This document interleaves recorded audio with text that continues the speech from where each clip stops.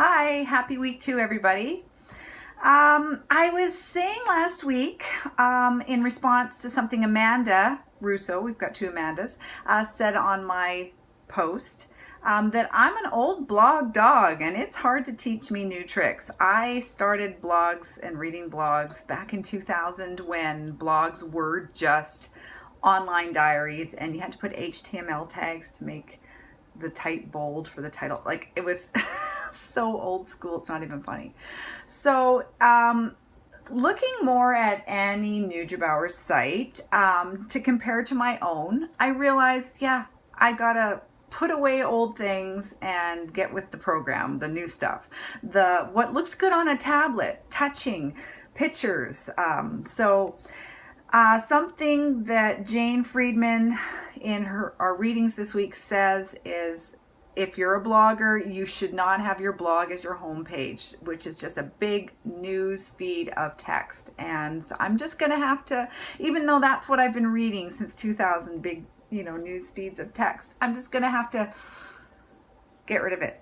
Make a static homepage like Jane Friedman says, because Annie, although what I liked about her blog / website, because that's what it is. These blogs weren't websites before. They were just online journals, and now they're websites. And so blogging is different than what it used to be. But anyhow, I liked hers because it was just like mine. It's just her homepage is her blog feed, and I like that.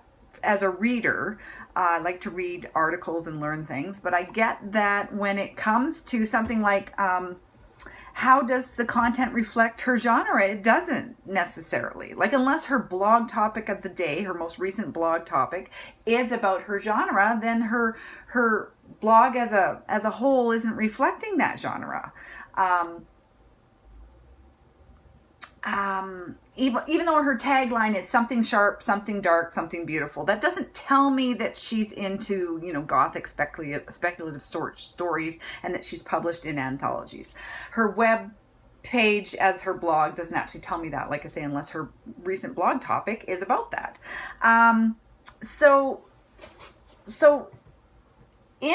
She's got a lot of pages. She's got home, about, published works, buzz. I like that, buzz. I'd be tempted to click on that.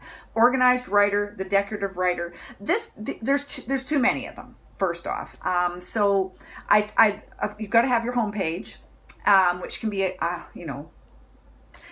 and then the about page, a clear identity. That's something that I'm gonna make. I have about the author on my page, but I'm gonna tweak that a bit. Her published works is, they're published works. But I like the fact that Stephen King had a separate one for future works. So you can, that's buzz maybe, or maybe not. I like the idea of having that separate where this is what's been published and this is what I'm working on, just in case somebody wants to immediately jump to the future with you. The organized writer, the decorative writer, that doesn't tell me what those are. But I must admit, when I clicked on the decorative writer, she shows pictures of her workspace, and she's got like bookshelves like me. And oh my God, like I say, I'm really glad I picked her site, even though I recognize that for the purpose of this class, we're going to make, it's best to make some changes. Like I say, have a static homepage and not. But I totally love seeing pictures of her workspace, where she's doing her writing, all her books. I love it. So she's a kindred spirit, but I'm going to have to change my blog. I get it. Links to social media where you're active. I think that doesn't necessarily have to be a page. I think widgets along the sides. I've got to figure out how to do widgets. And it's interesting, in our readings, it really says that we should have an email newsletter sign up.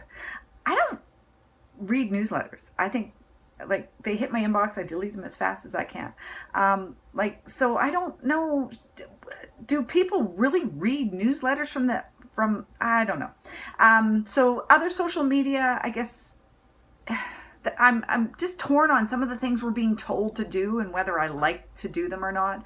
And even though I was resistant on changing my homepage from my blog feed, I'm going to make it a static homepage.